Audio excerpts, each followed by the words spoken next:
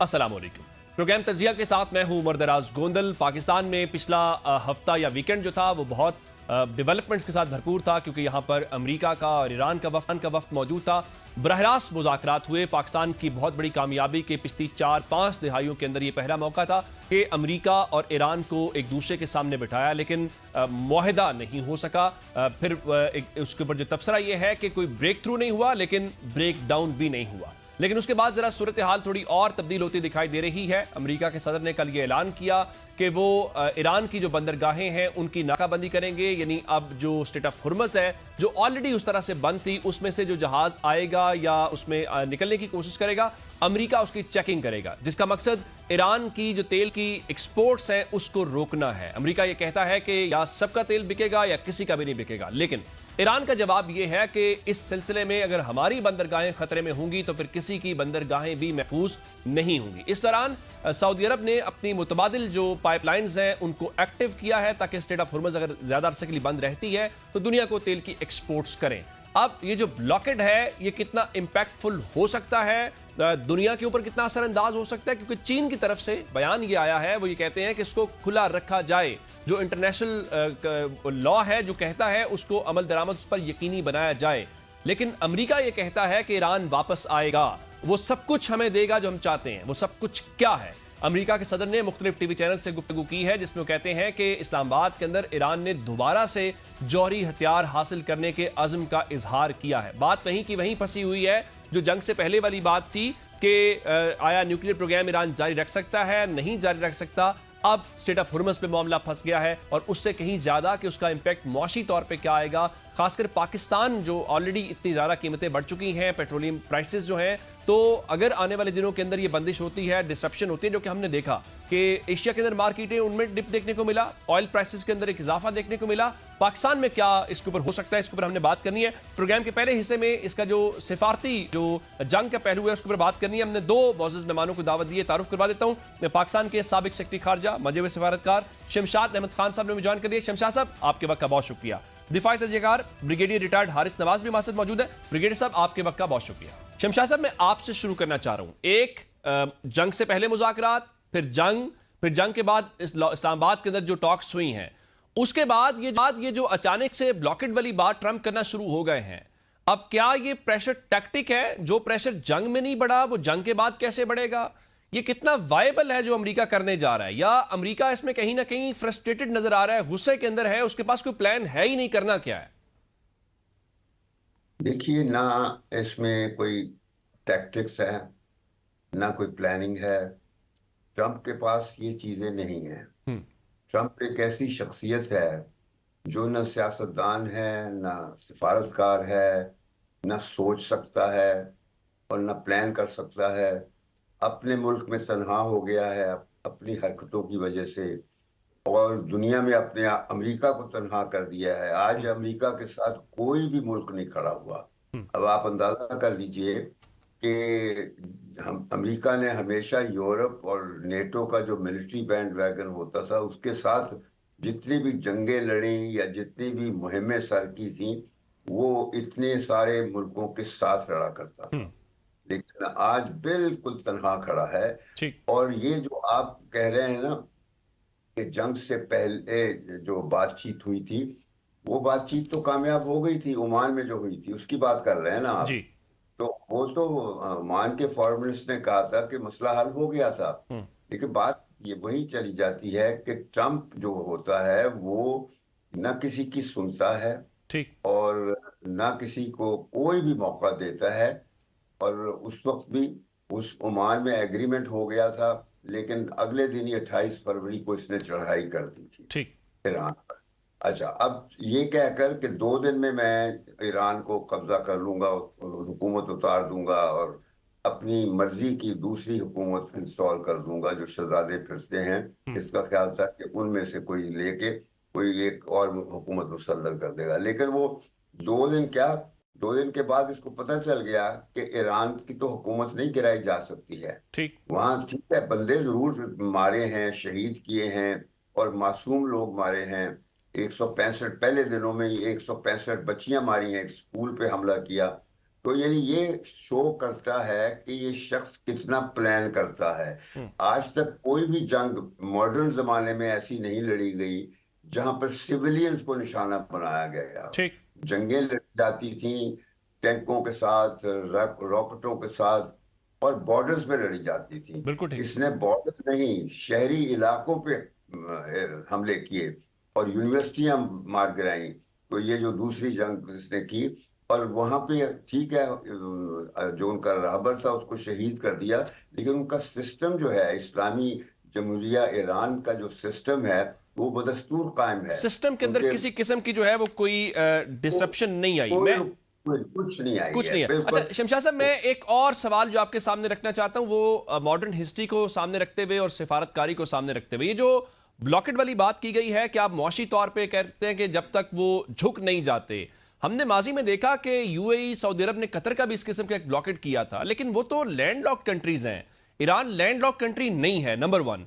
Number two, क्या आप किसी को इस तरह से ब्लॉकेट की तरफ जाके आप मिलिटरीली जो चीजें अचीव नहीं कर पाए वो इस तरह से कर सकते हैं? उसकी मिसाल मिलती है? देखिए, डोनाल्ड ट्रंप की जो फौज है इसको हर स्टेज पर इसको कह रही है कि जो तुम कह रहे हो वो नहीं हो सकता। बल्कि अब वो इतना तंग आ गए फौजी इसके कि उन्होंने रिजाइन करना शुरू कर दिया है। ये जो फौजी स्ट्रेटजीज हैं ये बना रहा है जिनका कोई तुक ही नहीं होती। तो ये जो लॉकआउट करना है, इससे सिवाय इसके कि ईरान को तो कोई लॉकआउट नहीं कर सकेगा। असल ये है कि मकसद इसका ये है कि स्टेट ऑफ होर्मुज को ओपन करवाना। ठीक। ओपन तो ईरान ने खुद कर दी हुई है। एक्चुअली ये अगर जंग ना, हमला ना करता ईरान पर, तो ये होर्मुज तो खुला था, आज आ जा रहे थे। कोई ऑयल की सप्लाई मुतासर नहीं हुई थी। ऑयल की सप्लाई मुतासर हुई है जब इसने जंग शुरू की है। ठीक। और जंग के बाद भी हुर्मुज पे ईरान बहुत देर के बाद आया है। पहले तो सारी कार्रवाई बगैर हुर्मुज के हो रही थी, जिसपे जो ईरान ने रेजिस्टेंस दिखाई, अपनी रेजिलियंस दिखाई, करेज दिखाया, वो तो हुर्मुज के बाद से पहले किया था। ठीक। अब जब जब हुर्मुज किया, फिर उस वक्त बंद किया, और बंद करने का नतीजा सबको पता चल गया कि हुर्मुज ने अमेरिका को ही नाकारा बना दिया।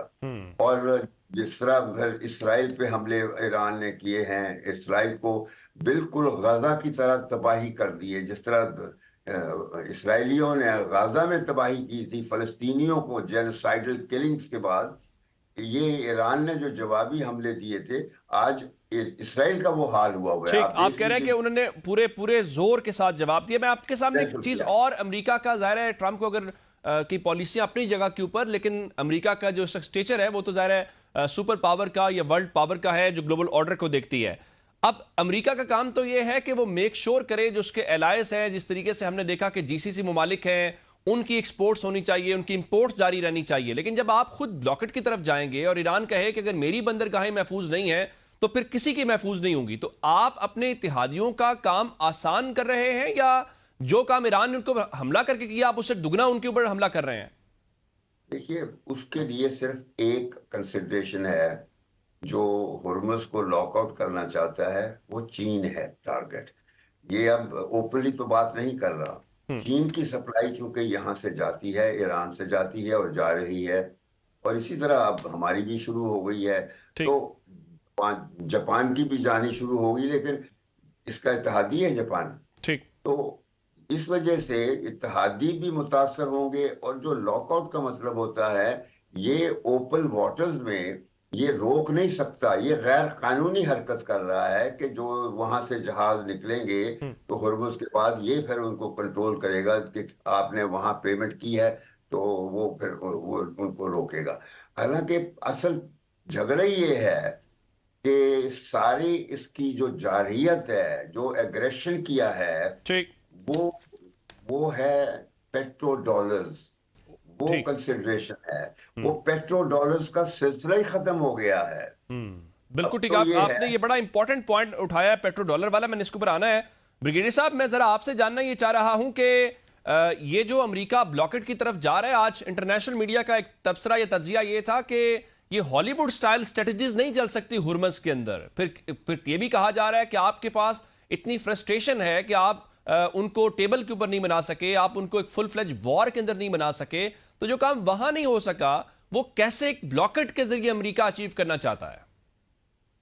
लेकिन यही हैरानी की बात है कि अगर आप में इतनी पावर थी और हिम्मत थी तो आपने जब ईरान ने उनको ब्लॉकेट किया आप उस वक्त रोक लेते, फिर आपको मुज़ाकरात की क्या जरूरत थी? और अगर आप ये मुज़ाकरात कर रहे हैं तो बजाय इसके कि आप कॉन्फिडेंस बिल्डिंग मेजर्स और बेहतर करें, conducive business friendly environments create करें, आप एक टेंशन में अगर करेंगे तो जो अगला राउंड ऑफ टॉक्स है उसका क्या नतीजा निकलेगा? जब बिकरिंग होगी, लैक ऑफ ट्रस्ट होगा तो कैसे बात बनेगी? सो इसको बजाय जब यहाँ इतना हुआ है तो आप 10 दिन और रुक जाएं, उसके बाद जब हो जाता है, हालात ठीक होते हैं तो आप उस वक्त कर लें। इस वक्त तो मैंने इस बात को, और आपने पहले ईरान ने ब्लॉकेट किया, आपने शोर मचाया, अब आप खुद वो खोल रहे हैं और आप ब्लॉकेट कर रहे हैं। हमें दिस इज वेरी फनी। तो ये इनको समझ नहीं आती है कि किस किस्म की यहाँ पर एडमिनिस्ट्रेशन अमेरिकन की आई है जो इस तरह की बातें कर रहे हैं, और जिसकी वजह से पूरी दुनिया एक परेशान हुई है। आप कभी इतना ज्यादा हाइप ले लेते हैं कि दुनिया थर्ड वर्ल्ड वॉर की डर रही होती है, they are keeping the finger cross के जी दुनिया तबाही के दाने पे खड़ी थी। आप खुदा खुदा करके अगर सीज फायर हुई है और मुज़ाकरात शुरू में है, एक आज मेल्टिंग हुई है, 47 साल के बाद पाकिस्तान ने ईरान को और यूएसए को एक छतरी के नीचे, एक छत के नीचे, एक कमरे में इकट्ठा बिठा दिया और मेडिटेशन के लिए, और आप साजिश के किरदार अदा कर रहे हैं, तो ये बहुत बड़ी अचीवमेंट है। एक मीटिंग में जाहिर है कुछ हो सकता है, अभी हफ्ते 10 दिन के बाद दूसरी मीटिंग होगी, वहां पर लेकर आए, लेकिन टॉक सेंस। आपने मुझे ये बताइए कि आपने पूरे ईरान को बिला इश्तियाल आपने उस पर हमला किया, आपने इंदिरा के साथ मिलकर आप उनका कितना नुकसान किया, इंफ्रास्ट्रक्चर का, पाइपलाइंस का, सड़कों का, अवाम का, जानी माली नुकसान कीमत होती है, उनका भी तो वॉर रिपेरेशन बनता है ना कि आप दें कि जंगी नुकसान जो आपने किया। अगर आप नहीं देते तो फिर ईरान से ये डील करें, आप मीटिंग में कर लें जी कि अगर वो कहते हैं जी मेरा $1 ट्रिलियन का नुकसान हो, फॉर इंस्टेंस 1,000 अरब का नुकसान हो, वो कहते हैं जी पर ईयर मैं यहाँ से इतना पैसा अर्न करूंगा डॉक्यूमेंटेड, और मैं 15 साल में ये पूरा पैसा कर लूंगा, 15 साल तक आप रिकवर करें और उसके बाद इसको ओपन छोड़ दें। अब कहीं ना कहीं गिव एंड टेक करें ना, आप ये तो नहीं कि आप अपने पॉइंट लेकर, आप कह रहे हैं कि कुछ ना कुछ तो आपको ज़रा उनके नुकसान को कॉम्पनसेट करना पड़ेगा। डिस्कशन बड़ी जबरदस्त जा रही है, मुझे जरा ब्रेक का कहा जा रहा है, वापस आते हैं एक ब्रेक के बाद। Welcome back. ब्रिगेड साहब, मैं आपसे एक और चीज जानना चाह रहा हूं कि जब ये वॉर शुरू हुई तो war Israel America versus Iran थी, लेकिन उसमें ज़ाहिर है फिर ईरान ने बहुत रिटेलिएशन की, उसने खलीजी ममालिक के ऊपर हमले किए, लेकिन खलीजी ममालिक ने बहुत रिस्ट्रेंट का मुजाहरा किया जिसमें पाकिस्तान का एक बहुत बड़ा रोल था। अब जब आप पूरे ये जो ग्लोबल एनर्जी ऑर्डर जिसको कहा जा रहा है, जो चीन की तरफ से लफ्ज़ इस्तेमाल हुआ, उसको हिट कर रहे हैं, तो क्या हम ये समझें, क्योंकि वहां से बेनिफिशियरी तो सबसे ज्यादा चाइना है, ऑयल तो वो वहां से इंपोर्ट करता है, तो कहीं एक्सपैंड होके ये एनर्जी वॉर है और ये चाइना वर्सेस यूएस तो नहीं एक्सपैंड हो रही? देखें, वेनेजुएला में जो गए हैं 90% ऑयल चाइना लेता था, ठीक, आपने जाके वहां कंट्रोल कर लिया, और आपने ओपनली कहा कि चाइना से ऑयल, चाइना ने ऑयल खरीदा, हमारे से खरीदे। आप ईरान में गए, दो ऑब्जेक्टिव थे, फर्क इसराइल का ऑब्जेक्टिव फर्क था, अमेरिका का ऑब्जेक्टिव फर्क था, और जब दो एलाइट का ऑब्जेक्टिव फर्क हो तो कामयाबी नहीं हो सकती। अमेरिका वांटेड ऑयल गैस पे कब्जा, इजराइल चाहता था कि वो उनके रिजीम चेंज हो, उनके मिसाइल कैपेसिटी खत्म हो, ठीक है, और न्यूक्लियर खत्म हो, ये ऑब्जेक्टिव थे, ये हासिल तो कर नहीं सके। ठीक, अगर फेस सेविंग के लिए कहते हैं तो हम ये कह सकते हैं फेस सेविंग, यस, कि आपने नेवी खत्म कर दी, एयरफोर्स खत्म कर दी, मिसाइल को आपने काफी नुकसान किया, न्यूक्लियर, और आपने रिजीम चेंज में भी है कि 50 के करीब उनके आपने शुरू में रैपर समेत लोगों को शहीद कर दिया। ठीक, लेकिन आपको जब नेगोशिएशन टेबल पे बैठते हैं तो आप अगर 15 पॉइंट देते हैं तो आपको उनके भी गिव एंड टेक करना पड़ेगा ना, they're on high moral ground, और उन्होंने इसका हारे नहीं है वो, लेट मी टेल यू, उन्होंने बिल्कुल ठीक है। अच्छा, मैं शमशाद साहब आपसे अब दो पहलुओं के ऊपर जानना चाह रहा हूं। अब ये जो ब्लॉकेड है, इसको क्या हम एक और मिलिट्री कॉन्फ्लिक्ट कहेंगे, या जो आपकी जबान सिफारतकारी की जबान है उसमें प्रेशर टैक्टिक के तौर पर ही समझा जाएगा? नंबर 1। नंबर 2, ये जो ईरान की डिमांड है कि वो यहां से कोई टोल लगाना चाहता है, कोई टैक्सेशन लगाना चाहता है, ये कोई अनप्रेसिडेंटेड तो नहीं है? दुनिया में पहले मिसालें मौजूद हैं, जिस तरह सुएज कैनाल की मिसाल दी जाती है, फिर टर्की की मिसाल दी जाती है, तो क्या ये एक ऐसी चीज है जिसपे हम कहें कि अमेरिका और ईरान का मुआहदा हो ही नहीं सकता सिर्फ स्ट्रेट ऑफ हुर्मुज़ की चार्ज के ऊपर? देखें, मैं दोबारा वही जवाब दूंगा कि ब्लॉकेट जो है ये कोई स्ट्रेटेजिक वो नहीं है, स्टेप नहीं है। ठीक। ये हमाकत है, सरासर हमाकत है। क्योंकि ये जो कुछ कर रहा है इसका नुकसान सिवाय इसके अपने इत्तेहादियों को या फिर इस खत्ते के जो खलीजी रियासतें हैं उनको, और किसी को नहीं होगा। बस ये है। तो असल सिलसिला ये है कि जो बातचीत इस्लामाबाद में हुई थी, ये जो सीज फायर है, अभी भी सीज फायर तो चल रहा है। ये सीज फायर ऐसा है कि इसके अंदर मौका मिल गया था पहली दफा बैठकर। हालांकि ये मुलाकातें पहले हो चुकी हैं ठीक। ईरान की और अमेरिकनों की। जब न्यूक्लियर डील नेगोशिएट हुआ था 2006 से लेकर 2015 तक, उस वक्त अमेरिका के सिफारतकार और ईरान के सिफारतकार सब इकट्ठे बैठ के नेगोशिएट करते रहे हैं और 9 साल नेगोशिएट किया वो डील। और इसने ट्रंप ने आते ही पहली टर्म में उस डील को स्क्रैच किया, क्योंकि नेतन्याहू को वो डील पसंद नहीं था। ये शुरू से पिट्ठू है नेतन्याहू का। और वो डील खत्म करने के बाद इसने दूसरा स्टेप जो उठाया अपनी पहली टर्म में, वो था जेरूसलम को इसराइल का कैपिटल रिकॉग्नाइज किया, जो कि किसी भी अमेरिका के प्रेसिडेंट को जुर्रत नहीं हुई थी पहले, तौफीक नहीं हुई थी, जुर्रत नहीं हुई थी ये काम करने की, क्योंकि वो एस्टैब्लिश्ड कैपिटल है पैलेस्टाइन का, जेरूसलम। मगर इसने वो रिकॉग्नाइज किया और फिर उसको और वो करने के लिए, कंफर्म करने के लिए इसने अमेरिका का जो सफारत खाना था वो मूव कर दिया, वहां मुंतकिल किया, तकरीब से वहां ले गया जेरूसलम। और फिर उसके बाद तीसरा कदम इसने उठाया था पहली टर्म में, वो था अब्राहम अकॉर्ड्स का। उसके मुताबिक ही was to get recognition from Arab countries, recognition of Israel. तो कुछ मुल्कों से करवा ली थी इसने, उसमें इसराइल। वैसे शमशाद साहब, ये जो अब्राहम अकॉर्ड का आप हवाला दे रहे हैं, फिर वो बोर्ड ऑफ पीस भी आया, वो आपके स्टैंड कर रहे हैं? वैसे बोर्ड ऑफ पीस तो खत्म हो गया वो। ये मैं एक चीज आपको बता दूं कि ये जो गाजा के हवाले से इसने रिजॉर्ट का जो एक प्लान बनाया था, ये बोर्ड ऑफ पीस उसका हिस्सा था। ठीक। असल में ये जो रिजॉर्ट्स हैं ये इसकी बहुत बड़ी कमजोरी है। और ये चूंकि सियासत में आने से पहले ये यही काम करता था। इनफैक्ट आपने बड़ा राइटली पॉइंट आउट किया उनके जो रियल स्टेट के इंटरेस्ट हैं उसको लेके। ब्रिगेडियर साहब, आप ये कहिए कि ये जो सीज फायर है अब ज़ाहिर 21 तारीख तक है और पाकिस्तान ने बड़ी कामयाबी के साथ, या हमने उसको करवाया। अब ये जब ऐसे में दोबारा से उस चीज़ की तरफ आप जा रहे हैं, तो अब इस चीज़ का कितना इम्कान है कि एक तो बैकडोर डिप्लोमेसी इस वक्त भी चल रही हो, नंबर 1। नंबर 2, इसका एक्सटेंड होना, क्योंकि एक्सटेंड होने का मतलब तो यही फिर लिया जाएगा ना कहीं बातचीत हो रही है, ट्रैक के ऊपर है। अगर ये एक्सटेंड ना हुआ तो फिर तो बराह रास्त कॉन्फ्लिक्ट है। और आज वॉल स्ट्रीट जर्नल ने दावा किया है कि वो दोबारा से इस बात के ऊपर सोच रहे हैं कि अगर फुल फ्लेज नहीं भी जाते तो लिमिटेड स्ट्राइक्स के ऊपर गौर कर रहे हैं ट्रंप। देखिए, बात यह है कि ये बिल्कुल 21 तारीख तक है और अभी से डिप्लोमेटिक एफर्ट पूरी चल रही है। ठीक।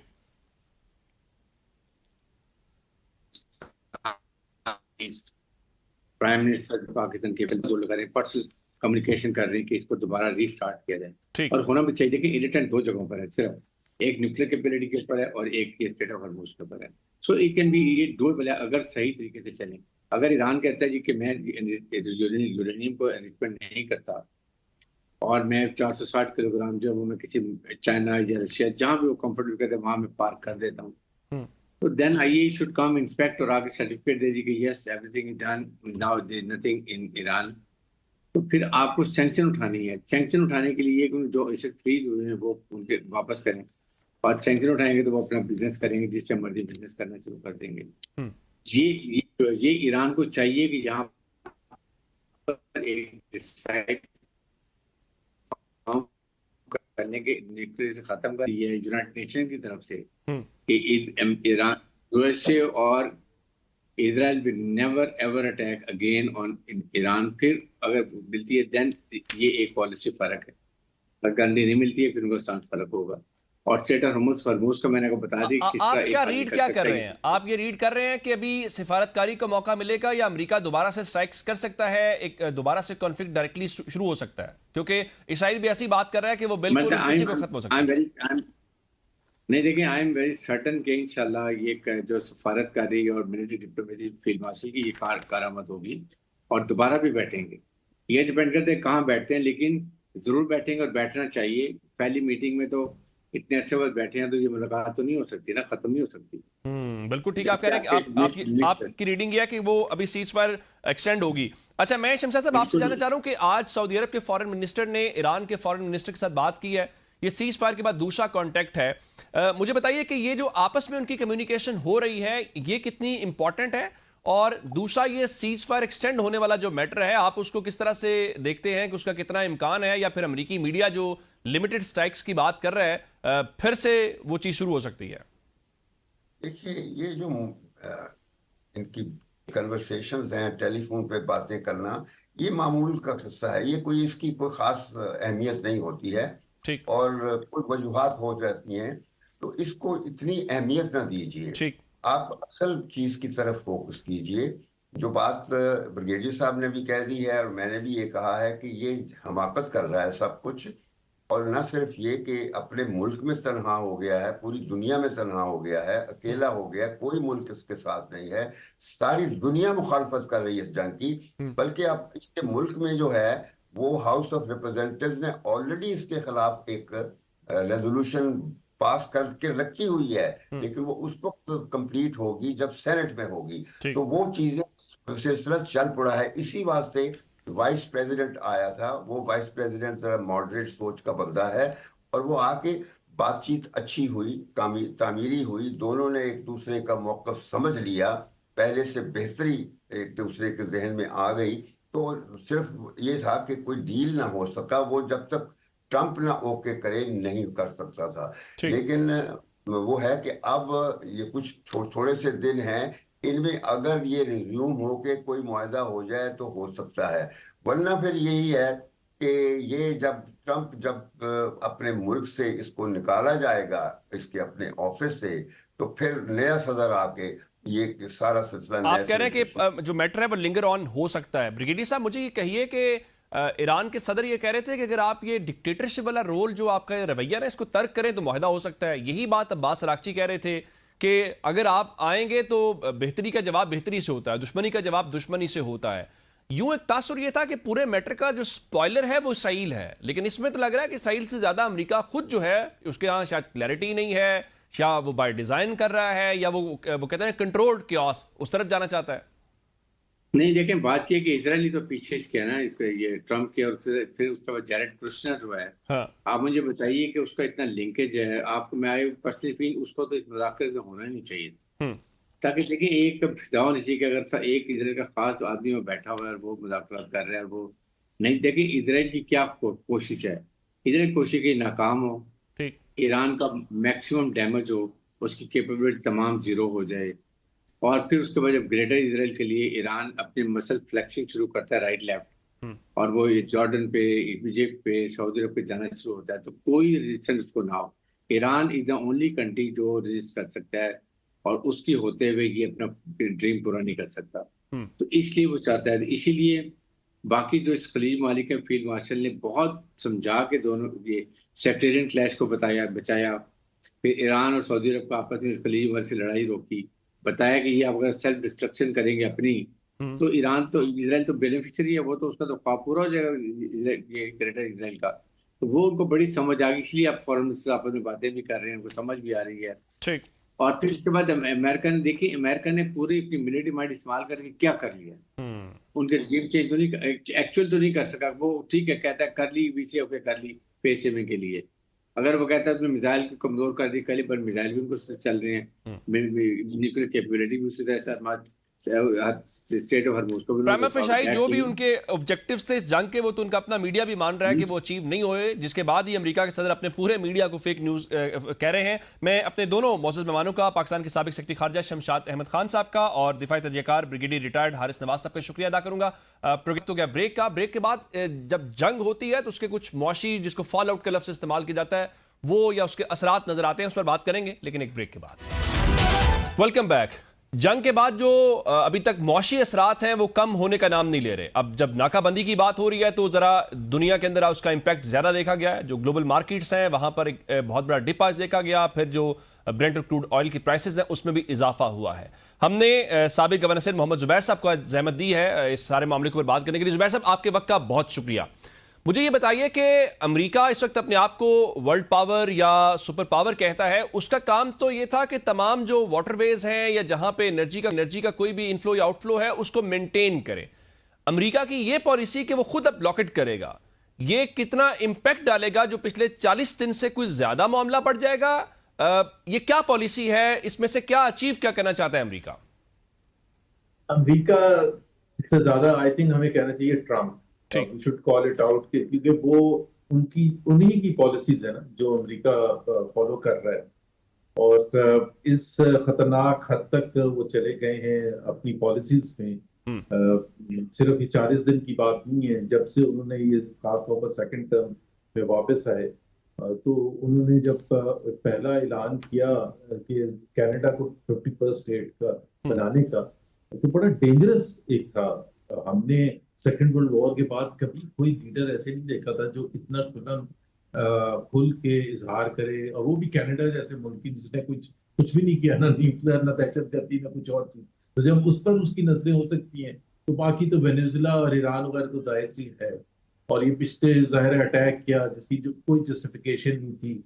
और वो जो अटैक करने के बाद जो उनके जो भी थिंकिंग थी उनकी और उनके हाईकमांड की कि हमें बस ये 2-4 दिन की बात होगी और ईरान सबमिट कर देगा, सरेंडर कर देगा, that did not happen. So when it went into the 6th week, तो वो लास्ट के 2-3 हफ्ते से कोशिश कर रहे थे कि किसी तरह से उनको एग्जिट मिले। और उसी चक्कर में जाहिर सी बात है, टुक द ऑफर, जो पाकिस्तान ने बड़ा सिग्निफिकेंट रोल प्ले किया in at least trying to broker a peace agreement between Iran and United States. वो जो ट्रम्प की थिंकिंग थी, मुझे तो खैर मैंने इजहार नहीं किया था पब्लिकली, बट मेरे असेसमेंट से वो नहीं होना था। अब जब कुछ भी नहीं हुआ तो उन्होंने ये नया ये जो आप कह रहे हैं कि कुछ भी नहीं हुआ तो उन्होंने ये करने का फैसला किया। लेकिन मैं जरा एक आम तानी शहरी के पर्सपेक्टिव से इसको समझना चाह रहा हूं कि आपने पहले 40 दिन जंग चलाई, पाकिस्तान में तेल की कीमतें कहीं पहुंच गई, गैस की कीमतों में इजाफा, इसी तरह से हमने दीगर दुनिया के अंदर भी देखा है। अगर अब दोबारा से ये ब्लॉकेज होती है और वहां से गल्फ कंट्री से कोई रुकता है, क्योंकि ईरान तो ये कह रहा है कि अगर मेरी पोर्ट से इंपोर्ट एक्सपोर्ट रुकेगी तो फिर सबकी रुकेगी, पाकिस्तान के अंदर क्या इसका इंपैक्ट आ सकता है? हमें क्या तैयार रहना चाहिए? हम तो पहले ही जो कीमतें हैं उसके ऊपर बहुत सारे सवालात उठ रहे थे, आप जैसे लोग बहुत तनकीद कर रहे थे उसके ऊपर भी। देखिए ना, अभी जैसे ही इन्होंने ब्लॉकेट का ऐलान किया प्रेसिडेंट ट्रम्प ने, और संडे मॉर्निंग, उनके संडे मॉर्निंग थी, तो उसका इम्पैक्ट ये हुआ कि markets all over the world including Pakistan nervous होनी शुरू हो गई। और जो ऑयल प्राइसेस हैं दे वेंट बियॉन्ड $100, जो कि काफी दिनों से $100 से नीचे थी, 90 तक आ गई थी, 92, 93, एकदम से 100 से ज्यादा हो गई। स्टॉक मार्केट्स भी अगर आप देखें, पाकिस्तान स्टॉक मार्केट पर शमूल, तो वो उसने भी उस नर्वसनेस का इजहार किया। जाहिर है जब आप ब्लॉकेट की बात कर रहे हैं तो ऑयल सप्लाई में इंटरप्शन आएगी, और पहले तो जंग की वजह से इंटरप्शन थी, अब उन्होंने ऐलान कर दिया ब्लॉकेट का, और यूनिलैटरल किया है। या तो ये ना कि वो अगर कोशिश करें, जैसे हमने यूरोपियन लीडर्स के स्टेटमेंट्स सुनी थी कि तमाम यूरोपियन लीडर्स कोशिश कर रहे हैं कि ये जो स्ट्रेट ऑफ हॉर्मुज से गुजरना है, जैसे जंग से पहले सिलसिला था वैसे ही दोबारा हो जाए। और मेरा ख्याल है अगर प्रेसिडेंट ट्रम्प इसमें से बीच में से निकल जाए तो बाकी दुनिया मेरा ख्याल है इसको मैनेज कर देगी between Iran and the rest of the world. और सबसे ज्यादा जो मेरा ख्याल है उनको खुद समझ नहीं आती है। अच्छा, ये आप जो बात कर रहे हैं ना कि ट्रम्प को कोई वो निकल जाए, मसला हल हो जाएगा, ये इतनी इक्वेशन आसान होती तो जाहिर है आज आप और मैं बैठकर इसके ऊपर बात ना कर रहे होते और पूरी दुनिया के अंदर, मार्केट के अंदर इंपैक्ट ना आ रहा होता। अगर हम ईरान को जरा ट्रम्प की वजह से खराबी हुई है ना। जी वही अगर मैं वो जानना ये चाह रहा हूं कि चूंकि ईरान का जो तेल है वो सबसे ज्यादा खरीदता है चाइना, अब चाइना भी ग्लोबल मार्केट में एक बड़ा शेयर रखता है, अगर उस पर इंपैक्ट आएगा तो वो जो ट्रिकल डाउन इफेक्ट पूरी वर्ल्ड इकोनॉमी के ऊपर है, बिलखुसूस पाकिस्तान जैसे मुल्कों के ऊपर है, उस हवाले से इन्फ्लेशन, बेरोजगारी, ट्रेड डेफिसिट, बहुत सारी बातें, टेक्निकल जो टर्म्स हैं, मैं वो जानना चाह रहा हूं कि इसको क्या हम इस तरह से देखें कि जो ग्लोबल एनर्जी ऑर्डर है वो चैलेंज हो गया है? अगर वो चैलेंज होता है तो फिर रिसेशन और पता नहीं क्या कुछ हमें देखने को मिल सकता है? बिल्कुल, ग्लोबल एनर्जी जो ऑर्डर है वो चैलेंज हो चुके हैं और उसने एक डैमेज किया, not just for the short term ठीक। But also for the medium term. Long term की मैं नहीं बात कर रहा, बट शॉर्ट टर्म और मीडियम टर्म में इसलिए मैं कह रहा हूँ कि जो एक, अगर हम वो देखें, जंग शुरू होने से पहले $60 to $63 अ बैरल था, $65 अ बैरल था। वहां वापस आने के लिए अगर ये ब्लॉकेट ना भी अनाउंस करते तो इतना आसान नहीं था। It would have taken a long time because disruption बहुत से एरियाज में काफी खसूसी तौर पर, जिस तरह कतर के एलएनजी है which is part of the overall energy order, जिसकी वर्ल्ड ऑर्डर आप बात कर रहे हैं, वो तो 17% तो परमानेंट डैमेज हुआ है। It will take years for them to rebuild for example. इसी तरह से बाकी चीजों पर इफेक्ट काफी सीरियस हुआ है। और ये जो आपने खुद जिक्र किया चाइना के हवाले से, लेकिन चाइना ने रिएक्ट भी किया उस पर, जो ये अमेरिकन स्टेटमेंट है। तमाम कंट्रीज अफेक्ट होती हैं और बड़ी इंटरेस्टिंग बात यह है कि एक तरफ प्रेसिडेंट ट्रम्प कंसिस्टेंटली ये कहते हैं कि हमारे पास तो इतना ऑयल है कि हमें जरूरत ही नहीं है। ठीक। तो फिर आपके यहाँ अपनी पेट्रोल प्राइसेस के ऊपर जा रही हैं। 2 साल में सबसे हाई, 2 साल में भी नहीं बल्कि काफी अरसे के बाद इतनी ज्यादा हाई हुई है, जो इस वक्त हर पेट्रोल पंप पर यूनाइटेड स्टेट्स के हर अमेरिकन इज अफेक्टेड। सो पाकिस्तान में तो इफेक्ट ज्यादा होगा। इसमें तो देखे ना, हमारी इकोनॉमी जो थी, मैशत जो थी, वो पहली वॉर से पहले काफी खराब थी। अगर आप आम इंडिकेटर्स उठा लें जो कि अवाम के हवाले से, फिस्कल डेफिसिट वगैरह नहीं मैं बात कर रहा, बट गुर्बत है। गुर्बत हमारी अपने जो हमारी प्लानिंग कमीशन की जो रिपोर्ट्स आई और बहुत सी रिपोर्ट्स वर्ल्ड बैंक या दूसरे इंडिपेंडेंट इकोनॉमिस्ट दे रहे थे, गुर्बत अपने पीक पर थी, अनएम्प्लॉयमेंट अपने 21 साल पीक पर थी according to government of Pakistan. और इसी तरह से अगर आप परचेजिंग पावर देखें पिछले 3 साल में कितनी गिरी है। ज़ाहिर है एक आम पाकिस्तानी की जो कुव्वत खरीद है वो ऑलरेडी इतनी कमजोर थी। मैं अब आपसे जानना चाह रहा हूं कि फिर हल क्या है? ज़ाहिर है कि ग्लोबल इंपैक्ट पाकिस्तान के ऊपर आ रहा है। हमने यहां पे एक डिबेट सुनी कि देखिए जी, आप ऑयल रिफाइनरीज को ज्यादा प्रॉफिट दे रहे हैं, फिर एक ये भी है कि आप प्राइसेस को डीरेगुलेट कर दें, मार्केट पे छोड़ दें। आपके पास पीएसओ है, अगर कोई हेजमनी बनाने की कोशिश करेगा, कार्टेल बनाने की कोशिश करेगा, तो आप सस्ता तेल बेचें। अब उसका कुछ सोल्यूशन भी बताए ना, ताकि आम बंदे को उसका फायदा हो या गवर्नमेंट के पास हो। चूंकि आपने कहा कि वो कार्टेल बनाने का, और आपने बात की रिफाइनरीज की प्रॉफिटेबिलिटी के हवाले से, वो तो उनको मदद की है हुकूमत पाकिस्तान ने बनाने में। यानी आप कह रहे हैं कि गवर्नमेंट कार्टेल बनाने में खुद कहीं ना कहीं फैसिलिटेटर है। एब्सोल्युटली, बड़ा सिंपल है। और ये अभी मैं तफसील से भी बात करूंगा, एक आध दिन में प्रेस कॉन्फ्रेंस है, बट मैं आपको बता दूं कि 4 दफा हुकूमत पाकिस्तान इस जंग शुरू होने के बाद प्राइसेस के हवाले से अनाउंसमेंट के लिए आई। 2 दफा शायद प्राइम मिनिस्टर साहब आए और 2 दफा फाइनेंस मिनिस्टर और पेट्रोलियम मिनिस्टर आए। एक दफा 55 रुपए इंक्रीज किया, आपको याद होगा सबसे पहले। उसके बाद एक दफा जब बहुत बड़ा इंक्रीज किया, 137 रुपए पेट्रोल में और डीजल वगैरह में बहुत ज्यादा इंक्रीज किया। फिर उसके 24 घंटे के बाद प्राइम मिनिस्टर आए जिन्होंने 80 रुपए डिक्रीज करने का फैसला बताया। और फिर जो अभी 2-4 दिन पहले ये टॉक शुरू होने से एक रात पहले वजीर आजम ने 135 रुपए कमी कर। चारों दफा एक ऐसी चीज कहानी बताने की कोशिश की गई। अब 80 रुपए जब वापस लिया था तो वो कोई एहसान नहीं कर रहे थे। जब हम मेरे जैसे लोगों ने कंसिस्टेंटली पॉइंट आउट किया, एक बड़ा सिंपल सा सवाल मैंने उनके अपने ट्वीट में पूछा था, टीवी पर भी, कि what is the relationship between petroleum levy and international oil price. आप आके अनाउंस करके जाते हैं 137 रुपए हम इसलिए बढ़ा रहे हैं कि इंटरनेशनल ऑयल प्राइसेस बढ़ गई हैं। भाई इंटरनेशनल ऑयल प्राइसेस का तो 79 रुपीज का इफेक्ट था, बाकी 55 रुपए तो आपने सारे पेट्रोलियम लेवी के सिलसिले में डाले थे। इसी तरह से जब आपने पहली दफा 55 रुपए किया तो 25 रुपए आपने पेट्रोलियम लेवी डाल दिया। भाई एक तरफ तो इतनी मुश्किल हालत है और उसका फिर इन्फ्लेशनरी इफेक्ट सब चीजों पर होता है। बुनियादी तौर पे गवर्नमेंट उसमें से इनकम जनरेट करने की कोशिश कर रही है। मैं एक सवाल, चूंकि वक्त की किल्लत है, एक और आपके सामने रखना चाह रहा हूं। अभी बहुत सारे अमेरिकी सहाफी आए हुए थे पाकिस्तान कवर करने के लिए, और उसके अलावा भी इंटरनेशनल मीडिया सोलराइजेशन के ऊपर बहुत बात करता है। लोगों को अंदाजा नहीं है कितना ज्यादा लोगों ने सोलर्स लगाए, जिसका एक फायदा भी लोगों को हुआ। जब आप ये कह रहे हैं कि ये जो ग्लोबल मार्केट पे इंपैक्ट है, चले लॉन्ग टर्म ना सही, मीडियम टर्म तो हम कह सकते हैं, क्या हम जब ऐसे में नेट मीटरिंग खत्म कर रहे हूं, दीगर जगहों के ऊपर पेनलाइज करने की कोशिश कर रहे हूं, क्या ये शॉर्ट टर्म हो सकता है कि लोगों को सोलर्स में फैसिलिटेट किया जाए या उसको इंकरेज किया जाए? लेकिन ये 2-4 दफा गवर्नमेंट अटेम्प्ट कर चुकी है पिछले कुछ अरसे में कि सोलर पर कोई ऐसे कदम लगाई जाए कि लोग सोलर की तरफ ना जाएं। और मतलब गवर्नमेंट ऑब्वियसली इस कंफ्यूज के एक तरफ अपनी जो बिजली पैदा करने की जो उसका जो एबिलिटी है और एक सस्ती बिजली पैदा करने की वो है नहीं, तो इस वजह से लोग मूव किए ना सोलराइजेशन पर गए क्यों है, मेरे जैसा बंदा क्यों गया है, इसलिए गया है कि वो एक आपको बिल बर्दाश्त से बाहर हो गया था, थॉट कि भाई आप इस पर जाएं। सो गवर्नमेंट को के पास एक ही रास्ता है और वो इनकरेज करना है सोलराइजेशन। अब वो कहते हैं कि जी हमारे पास जो सरप्लस बिजली होगी उसका फिर हम क्या करें, भाई उसका जो भी आपने इलाज करना है उसको आप एक कॉम्प्रिहेंसिव स्ट्रेटजी के तहत उस जो आपकी जो एबिलिटी टू जो आपकी डिमांड बचती है और वो सप्लाई के साथ आप मैच करने की कोशिश करें और बाकी उसको अनडन करें। तब ये तो जबरदस्ती है कि मैं बिजली पैदा करूंगा, मेरे पास एबिलिटी प्लांट्स लग गए हैं लेकिन वो बहुत महंगी बिजली होगी और सोलर को मैं पनिश करूंगा ताकि फ्यूचर में लोग ना जाए सोलर की तरफ और जो है वो भी वापस आ जाए नॉर्मल ग्रिड पर।